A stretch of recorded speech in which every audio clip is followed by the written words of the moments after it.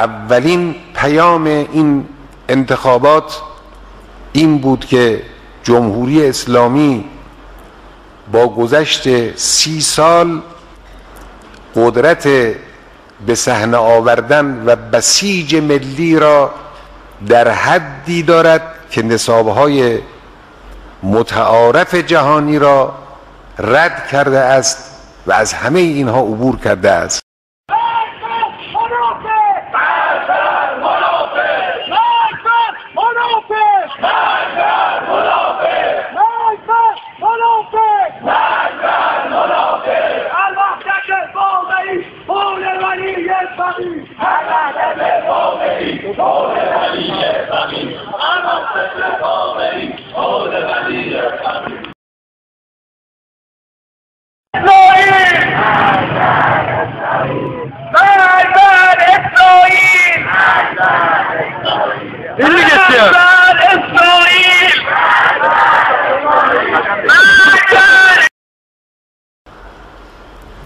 این انتخابات نشان داد که نظام اسلامی هر روز که گذشته است قدرت بسیج توده‌ای اون افزایش یافته، در جلب اعتماد آحاد ملت موفق‌تر شده است.